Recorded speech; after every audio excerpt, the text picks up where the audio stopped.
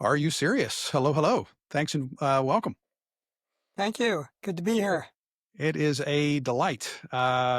As I sometimes do, I'll try not to fanboy too hard, but as I told you, I grew up on a lot of your publications, and I guess in some form or fashion, you could say I was radicalized All by right. by Mondo 2000, which is an incredibly Oh, cool publication. I hope Um, that doesn't get me into trouble. We're no, radicalized. no, no, no, no, no. I'm still here. I haven't gotten that bad, but I say that tongue in cheek, but only to say, I got, gosh, I got started on a VIC-20 and a 300 baud modem and FidoNet. For those who Oh, are listening and yeah. watching it, it dates me. Good times. But it was an amazing time, Yeah. and so it is a genuine pleasure to speak with you about your experience, what you saw, what you see, what you foresee, and that's really what I'd love to get into today.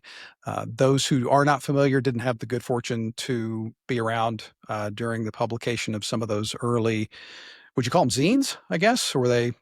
Um, Maybe the first one was a zine, first two were a zine, then Mondo 2000 sort of became an official magazine, I guess. Big I time. mean, yeah, yeah. I wish I'd kept mine. They were glossy and it was amazing to hold, which there aren't that many of anymore. But Yeah, I mean, so I have to scare them up when people ask me to look oh, at do you? them, Yeah, but I do have them all, one place or another.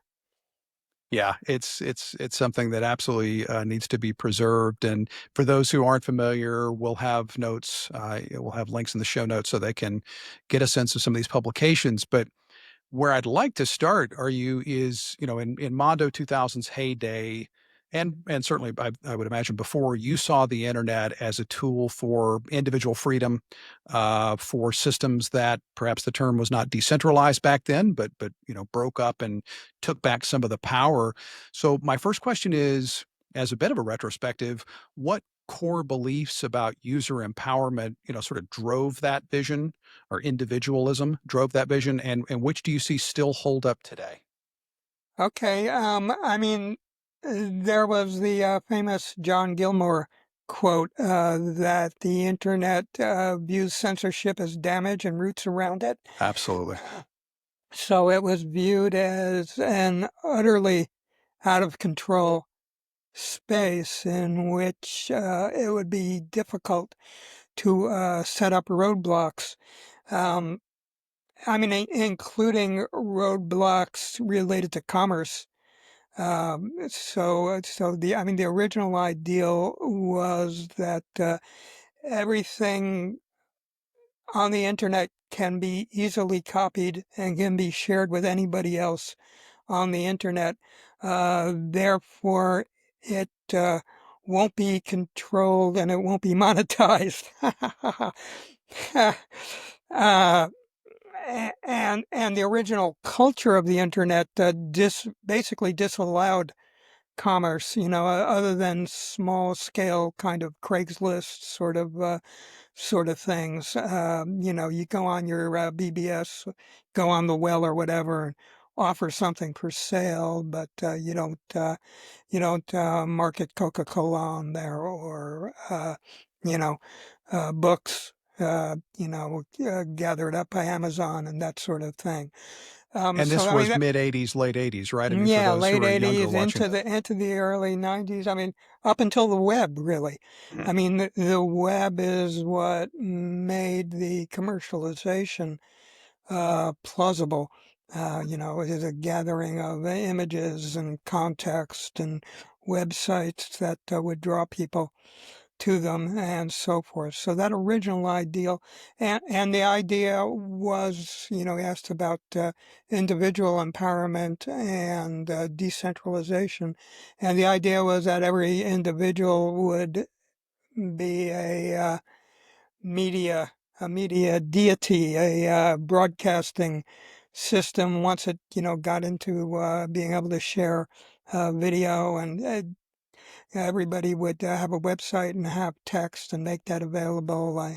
And For the most part, people didn't dream too much about what Jaron Lanier has labeled Siren servers, that there would be these attractive, well-built apps like Facebook that would suck everybody in to a space controlled by the masters of that space and by the needs for investment capital and that kind of thing.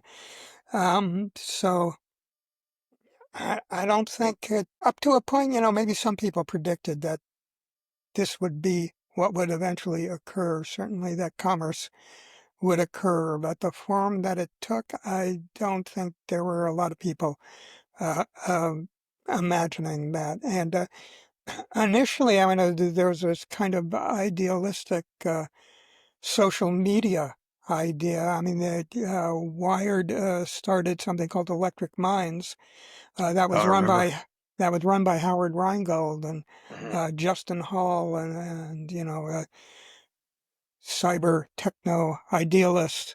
Um, and I'm sure they imagined that they would sell ads to keep it going, but that I don't think they imagined anything on the scale of what occurred with Facebook and Twitter and all those behemoths that emerged eventually uh, out of all that. So, that was the early idea. And what, I mean, for you personally, what sparked your decades-long pursuit of drawing my hearts and minds, to what the internet made possible, or online, I guess, as it were, Yeah, pre-internet?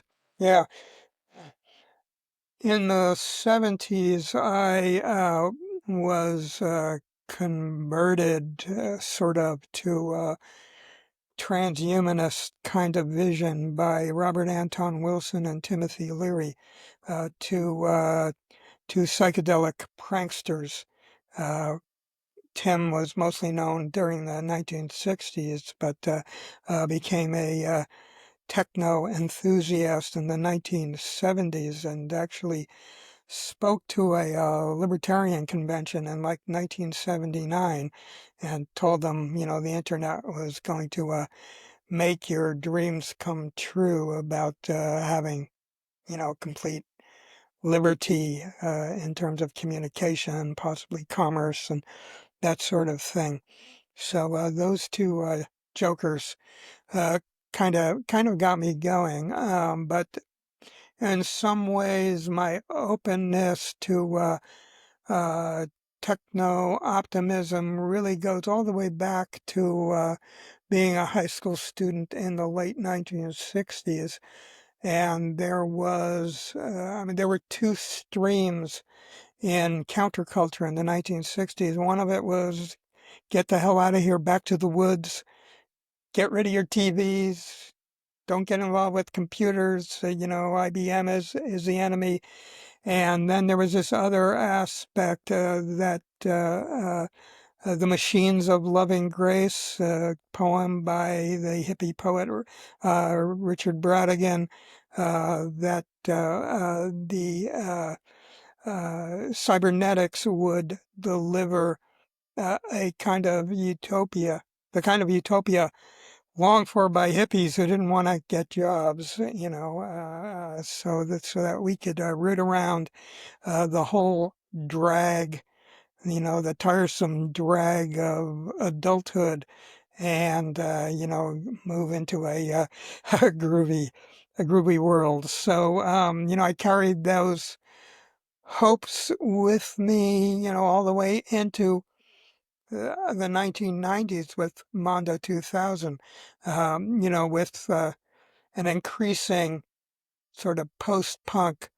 streak of doubt and nihilism kind of mixed in there, and the feeling of being assaulted by the Reagan era and the war on drugs particularly, which I will point out probably damaged more lives than anything we've seen so far from the new administration, although they've got plenty of time to work on it. But yeah, so yeah, I mean, a tremendous mix of emotions and thoughts that have followed me all the way through the decades. And what if that, thank you for that, are you? I'll come back to this, but Yeah. at this moment, as we kind of come off of that part of the conversation, what if that spark remains? I mean, what is your read? What is your take on what remains of that original animating vision? Uh, I'm fairly dystopian at this particular moment. But I always keep my net out for something different occurring. I have enthusiasm for the enthusiasm about AI. I am not really that enthusiastic about it. I'm not, I'm not convinced that large language models, are bringing us to a singularity or some place where cybernetics will deliver the so-called machines of loving grace. I'm also increasingly skeptical about whether even if we could deliver good and plenty for all, the human kindness does not exist to want that to happen, that there are enough people who want bad things to happen to a lot of people to drive anything utopian into a ditch. Maybe. But I mean, that's where I go in terms of hope. Uh,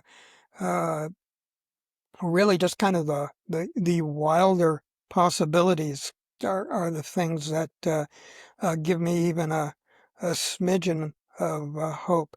I'm doing a thing right now. I'm doing a performance, and I have an album, uh, and I call the performance "Come to the Gulf of Deliria." And my first impulse. Uh, as we shifted into the new situation with Trump and so forth. My first impulse was to uh, be kind of a grounded person who will be a nanny and lecture people about truth and justice and the difference between fact and fantasy and all that. And at some point, I just decided, fuck it, I'm going to ride the Deliria, uh, and that's kind of where I am with that right now. Look for the bright spots and ride them. I love it.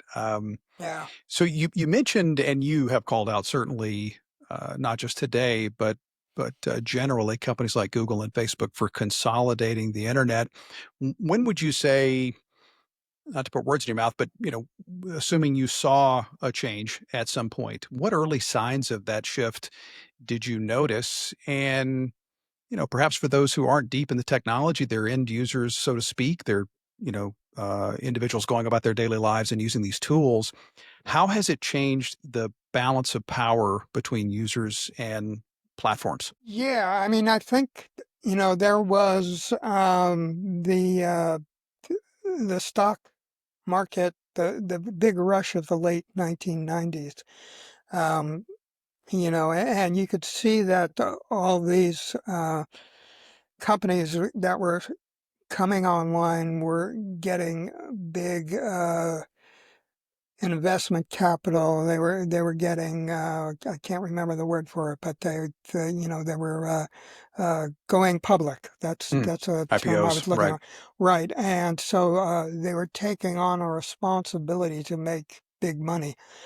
So you could see that right around that time in the late 90s that the thing was going to shift towards competition. The terms at that time was capturing eyeballs. That was the idea.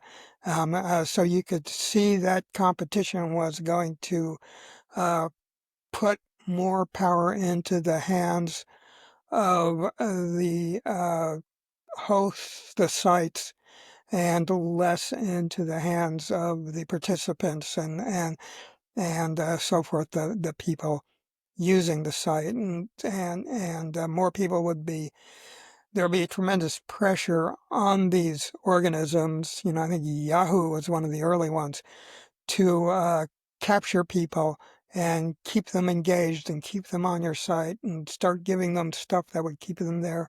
To start punishing people for linking out, or making it more difficult for people to link out and to just move, freely around.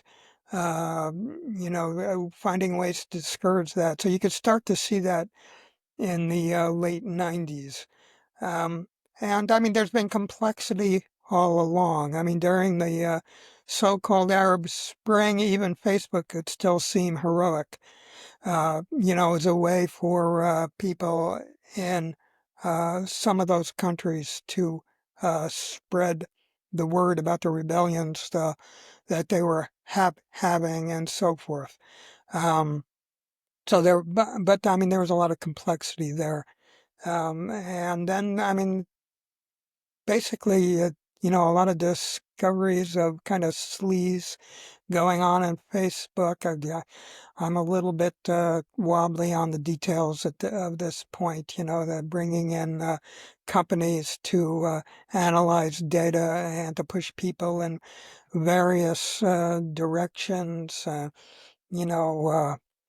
Russian server farms and all that kind of stuff. I mean, that was real. So, I mean, it there was a decay, I think. I think Cory Doctorow, when he came up with the term enshittification, I think decay was one of the words that he used. There was a kind of decay, and I think that started becoming more extreme, like probably during this century, during this millennium. Yeah. DRM and the like, and certainly, Corey, as you note, has got some great insights there. And we fast forward to today, and it's obviously a big topic of conversation that, as you noted, what was incremental is now in effect total surveillance of these Right. platforms, be Yeah. it government driven or company driven or a combination of both. AI compounds a lot of that.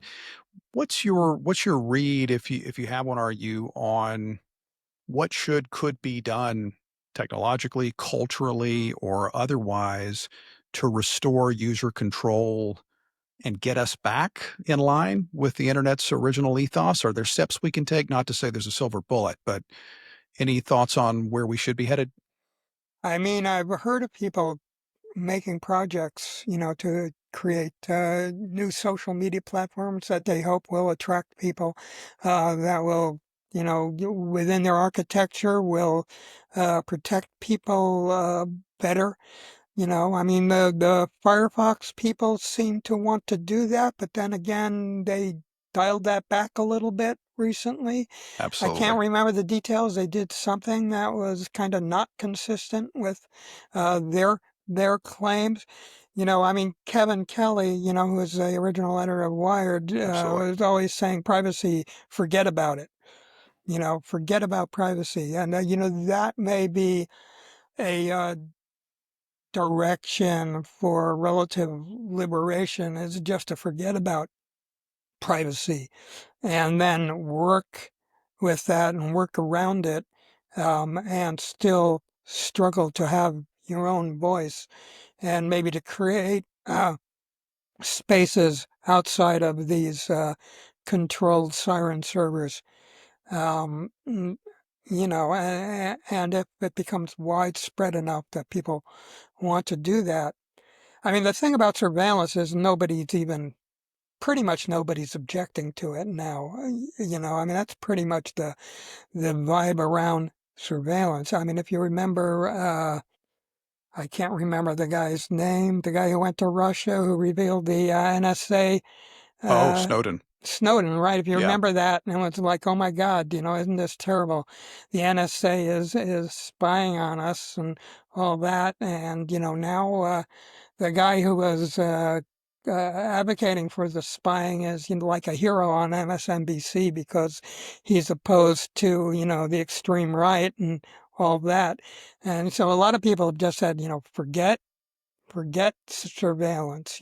People who are making surveillance apps are bragging about it everywhere and anywhere without anybody objecting to it. I mean, a lot of them are created and sold by Israel.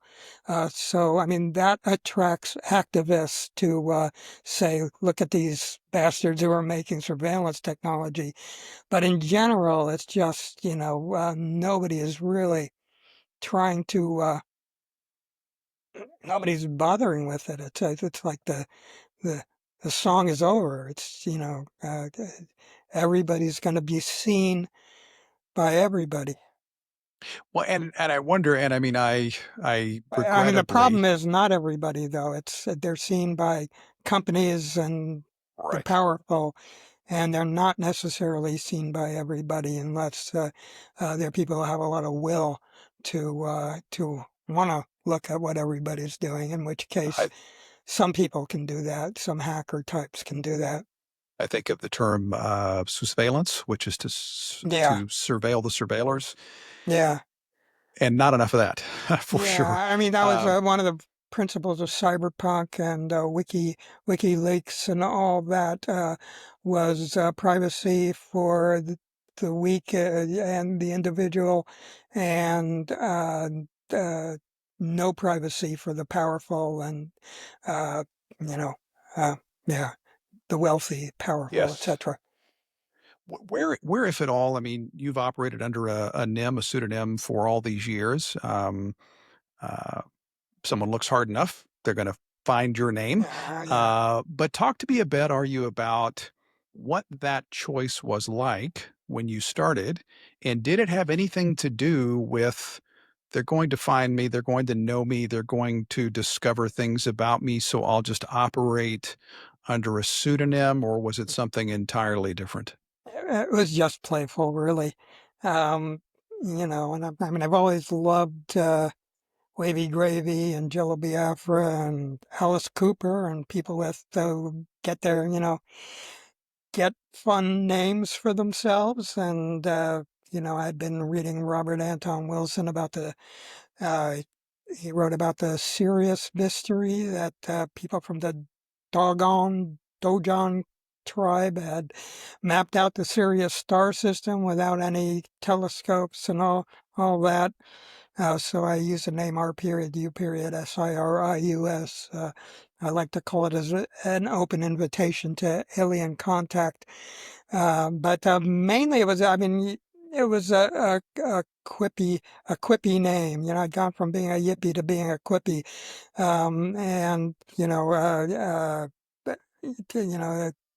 a challenge to people who want to take anything too seriously. So, so Werner Vinge, true names. It wasn't. Yeah, It was more of a good time, which is great. yeah. Well, on that list, or rather down that sort of path, your work blends what I believe you call, correct me, are you anarchic optimism? Did that? I think that got in the mix there somewhere. I might have used that phrase at some point. Yeah, I think of Terence McKenna maybe using that okay, maybe I phrase, but misattributed. But I think a um, general sort of distrust of authority. uh You took at least one run in the Libertarian Party for office. Is that? yeah, I no, think I had that I correct. made my own thing. I called it the Revolution Party. I called it a mix of liberalism and libertarianism, although it was Okay. really more a mix of leftism and libertarianism. I was just going along with the general usage at that time that Classical liberal, I people suppose, were, perhaps. yeah, but also friendly welfare, anti-corporate, but also maximum individual freedom. And how do we somehow make those things happen together, which is complex, and on Facebook, I think I still describe myself as left/libertarian, and then in parentheses, impossible. Well, and in fact, that is really that goes to sort of the heart of my question is obviously we all evolve over time. Our views, our beliefs, perhaps that we hold most dear, may hold true, but will evolve and change. What is at the core of your take, your perspective on what technology can do to empower individuals? You know, what's sort of um, the core of those beliefs that you hold, if you could unpack that a bit for us. I think that there is an intrinsic value for human beings in being connected not only with friends and family like you can do over Facebook, but being connected to the overall zeitgeist, the everything, everywhere, all at once situation. There's some intrinsic value in there.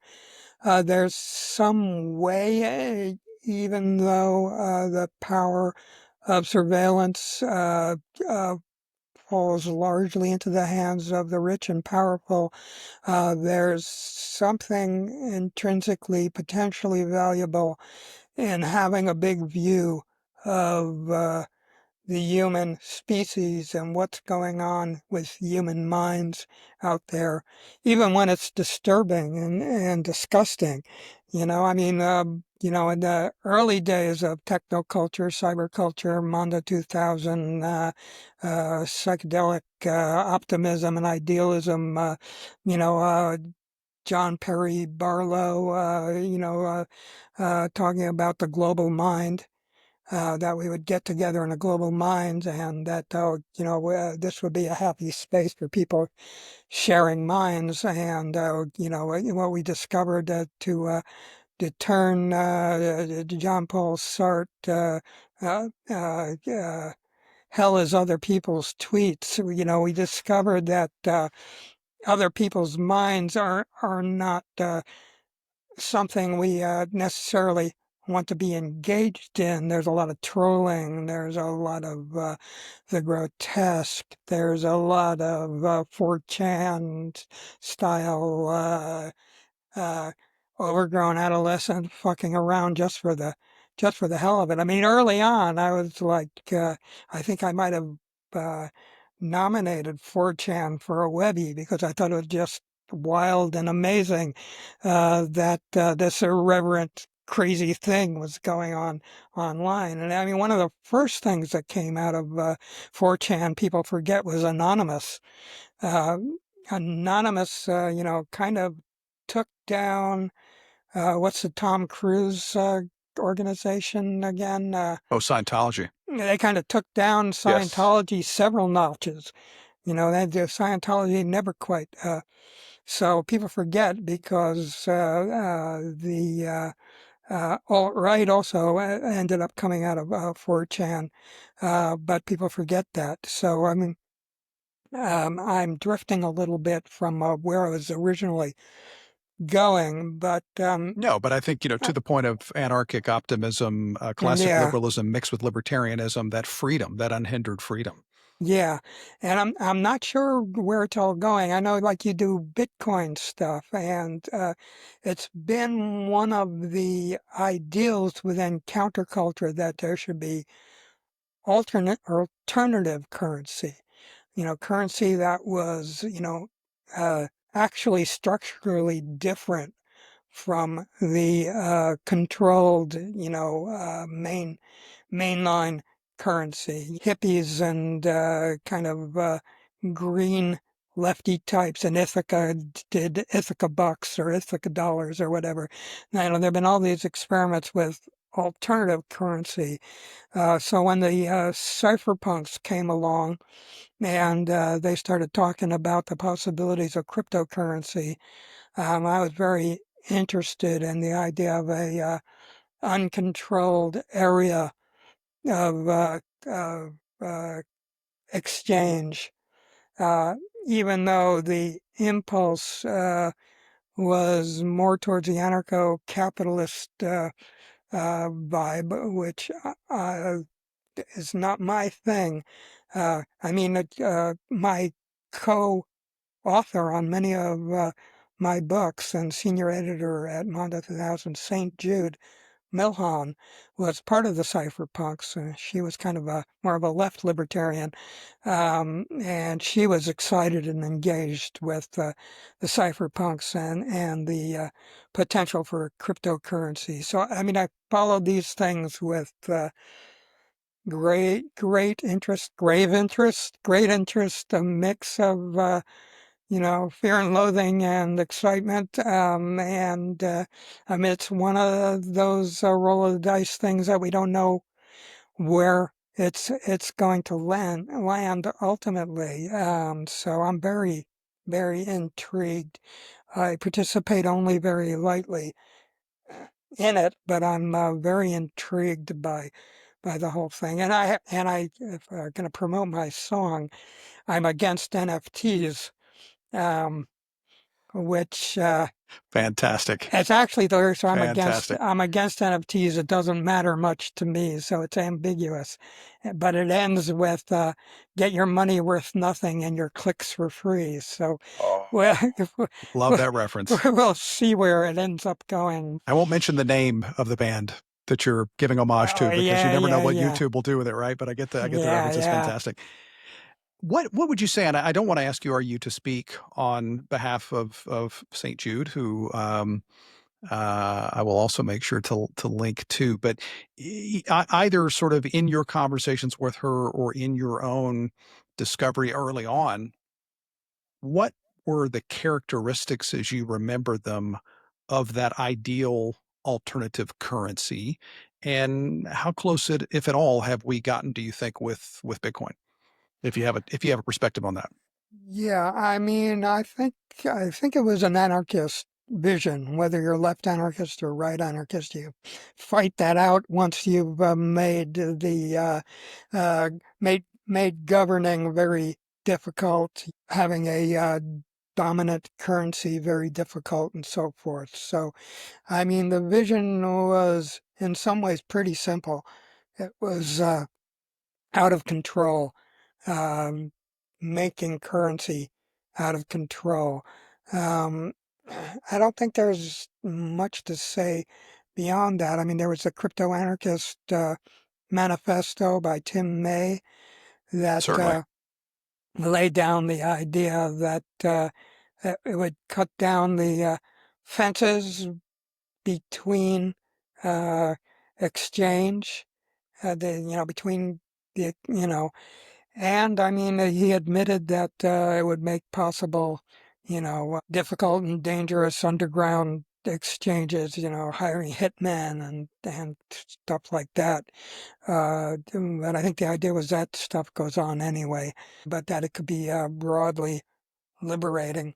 Um, so I think that's what the vision was at the time. I can't really um, credit much complexity to the idea. I mean, I did it, clearly uh, cryptocurrency uh, wa- did not turn out to be a completely private means of exchange. It turned out to be discoverable and to a degree controllable by states and tax people and uh, people who might not like dissidents of various sorts and all that, nation states. I mean, it just didn't happen the way the original, crypto anarchists imagined, which, I mean, kind of seems like the story of everything It in is definitely an experiment still cyberculture. underway. Yeah, Absolutely. yeah. What is your take zooming out? Are you on the ability for individuals to harness these technologies for good? And I'll just pick AI as an example. Do you think it is destined to end up in corporate control, or do you see glimmers of lighter hope for individuals to harness it to take back more power, to take back more independence? Yeah, I mean, I write for Mindplex.ai, which is run by Ben Goertzel, who is working on AI and AGI, and his project, along with Singularity Net, is beneficial AI with a very clear focus on making sure that it's a beneficial project, not a top-down ownership project. And what would define that in your view? And I don't assume that there are hard and fast rules, but what separates beneficial AI, say, from what companies like OpenAI and others are doing? You know, I'm not that sure. I mean, that's kind of work for Ben and Sure, people sure, like fair that enough. to work with. You know, I am told by my friend Dan Kotke that the OpenAI guy has reasonably good intentions, maybe compared to Meta and Grok. So there are levels of good and evil At potentially play going there. at play there. Um, yeah. Uh, I mean, I think for people to have their own system, to be able to have something that they manage themselves, that nobody from an outside company can interfere with and prevent them from using in the way that they wish to use it, which brings us back in some ways to the cypherpunk sort of anarchic view. Um, but then, you know, then there's the question of mitigating against somebody using all that power in a destructive way. So I mean, there's a lot of complexity uh, also there. You know, I think you know, in terms of AGI, you know, if people are going to be taking these things under the skin, are they going to be taking these things inside of themselves? Uh, they don't want to have, you know, Apple setting limits on what they can think and, you know, physically towards purchasing things, you know, There is, and I don't stuff know, like are you, that. if you have followed Black Mirror, the Oh yeah, writings and now the yeah, show, yeah, the yeah. current season, I have to confess I tapped out. It is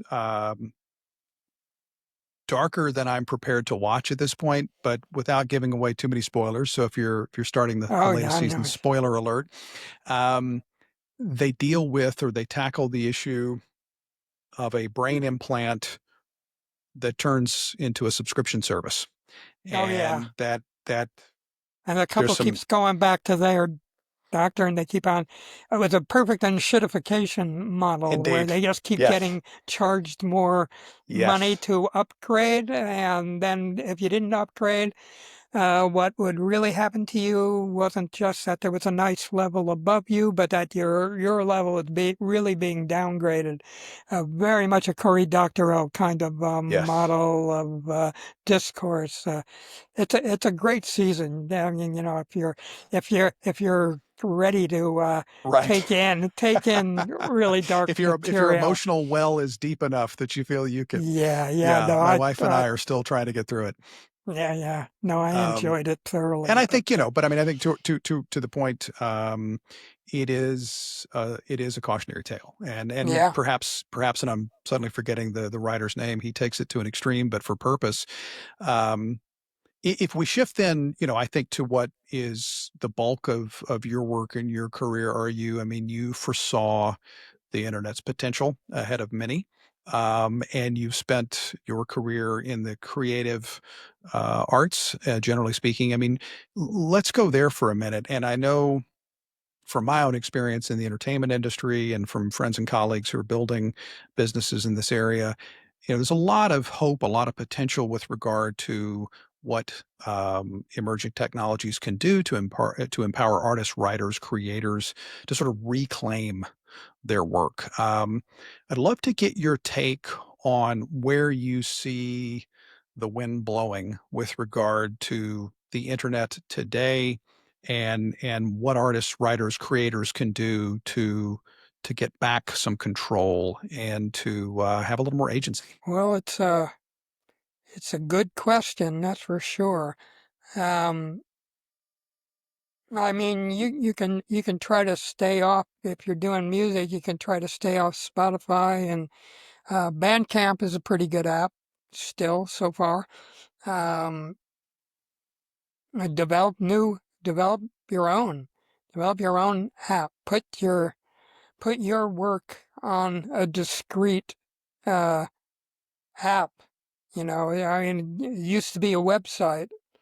And that's a cool thing too. But I mean, I think maybe the thing to do is to put your stuff on a discrete app and to maybe put it on a physical product that people can get a hold of.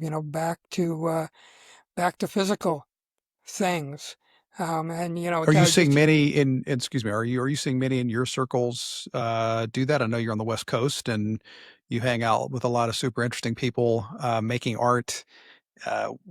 What are you sort of picking up in terms of those that are maybe early in their career or perhaps have the freedom to not care and can kind of do whatever they want yeah. I on mean, those two extremes? I think there's a desire for live gathering again for stuff that you can bring to the post-digital potlatch. Yeah, I mean you organize something wonderful like a Dorkbot in San Francisco. You organize it digitally, but then the What people is are that? Could you tell me more about that's that? kind of a gathering that happens in San Francisco.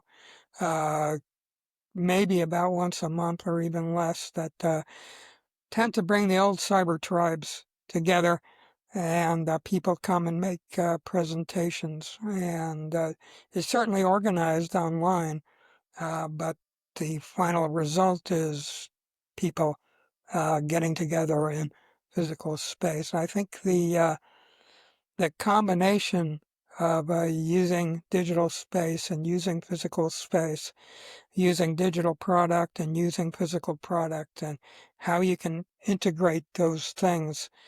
Uh, that's kind of an up and coming thing. But also, my feeling from a creative perspective, and I know many people who don't feel this way, is use AI.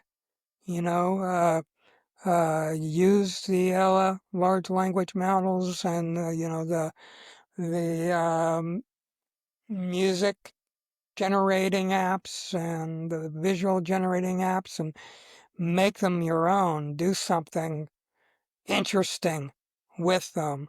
Um, and I wrote a piece for Mindplex quite a while back when a lot of the controversy about AI use in the visual and musical and textual uh, creative arts were being discussed. And I did contextualize it within what was one of Mondo 2000's favorite things, which was fair use and appropriation.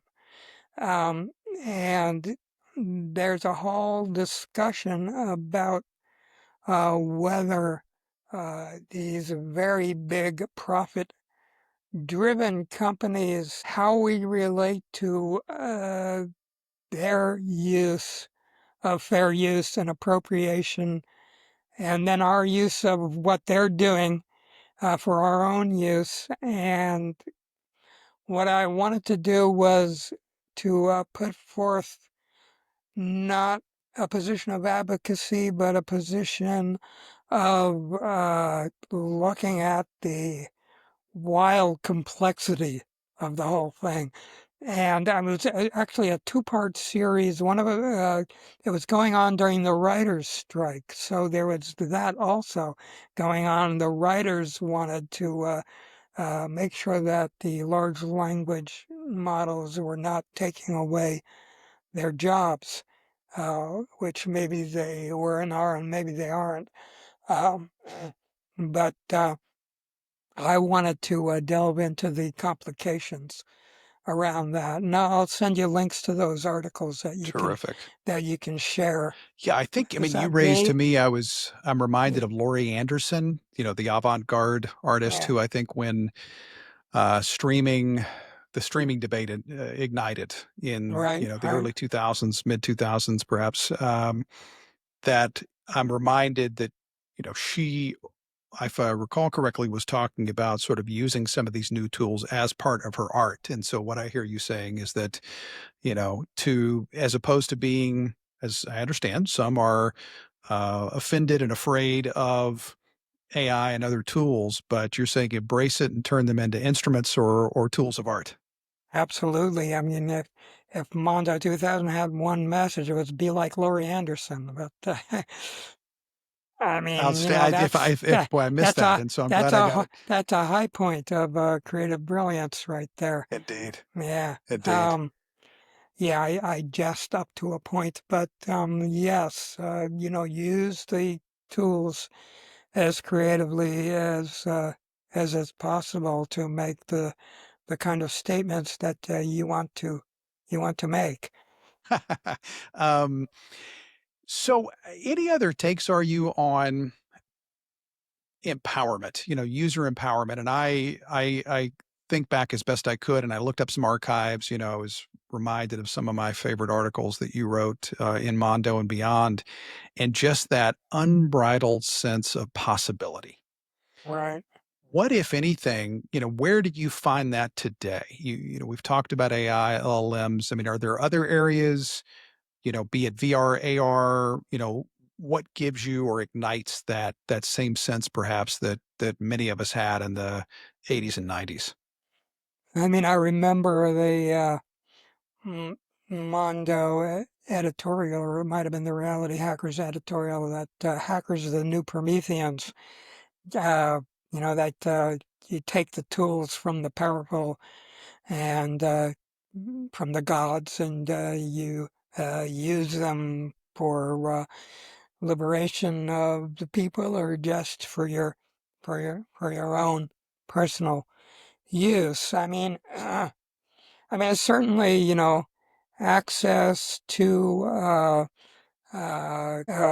potential intelligence increase. Chemicals and nutrients seem to be a field that people are becoming once again more interested in. Uh, Biohacking. yeah, the liberation that seems to be occurring within society of availability of psychedelics as cognitive enhancers. The system is being very cautious about LSD, which at a microdose level is an excellent cognitive enhancer, but there's, psilocybin, there are other routes to cognitive enhancement. So there's that. So on an individual level, you can find enhancers. I mean, you can get onto the dark net, but you can also just find things that are completely legit and are completely out there. You have to protect yourself against scams and ripoffs when you're pursuing enhancement kind of things. But there's a lot of stuff out there for the individual and for groups. I think that Timothy Leary, at the end of his life, uh, um, emphasized teamwork, the idea of getting together in small teams, and you protect your team against outside ripoffs and scams and sleaze, uh, but that you do your work with people. So it's not just a liberation of the individual, but it's the formation of small groups, little tribes. And he did this during his process of dying, to have a group around you and to work as a team around his needs and around what can be broadcast out into the world by having a team. Um, and that's another kind of self-enhancement, is the potential for people taking friendship more seriously. Um, Very poignant eh, today. yeah, and as the trolling world gets more difficult, uh, uh, leaning leaning into friendship can be a good thing to start doing. And a great reminder, as many of us, myself included, spend too much time staring at screens and not Oh enough yeah, time touching grass and hugging yeah, friends. yeah, all that stuff. Yeah. So I'd love to wrap up here. Are you what should we look for next from you? I know you mentioned recently you had an event on the Best Coast, and anything else that we should be looking out for? New album? Yeah, the event might be over by the time people see this, but if it's not, it's at Gray Area in San Francisco on June 7th. It's titled "Come to the Gulf of Delyria" at Gray Area. And among our guests are Mark Pauline from Survival Research Labs, the guy who did the wild fire-breathing robots out on Oh the streets of yes, San Francisco and all that kind of stuff. I don't think he can do that anymore, but I think he'll probably just something be. about permits, maybe. Yeah, we were going to try to get, he has an indoor machine, but apparently it's not going to fit through the doors. So that's not going to happen. We're going to have Rudy Rucker, the Oh, cyberpunk absolutely. science fiction writer there, um, and a lot of brilliant writers. But the music will still be out there. The Smarter Kings of Delyria by Are You Serious and Friends. That's PHRIENDZ. Yes. I'll be continuing to write columns for Mindplex.ai, so that stuff will be out there. I'm doing a book about the history of Mondo 2000 with Shira Chess, who is a teacher, a professor in media and culture studies at the University of Georgia. So a combination of my wild takes with her more grounded academic and uh, fact-based materials. So that will be available next year, and Fantastic. we are doing that for Strange Attractor Press. Great So, name. and they're a subsidiary of MIT Press, so that should be out widely available. So that's a big, big project that we're doing right now. So people should look out for that. I'm excited for it. I will keep my eyes peeled and keep or rather have all those links included in the show notes. Ari, it's been a pleasure, real pleasure. I appreciate you taking the time and All right, giving it's us your been take. fun. Yeah, I should have worn my dentures, but I'm not I'm not ashamed. You're great. You're a great, man. Thanks so I much. look thinner without them. So Yeah, maybe I look thinner. I look thinner without hair. That'll be my that's line. it. That's it. All right. Be Thanks so much, well. Ari. Take Take care. care. You as well. Bye bye.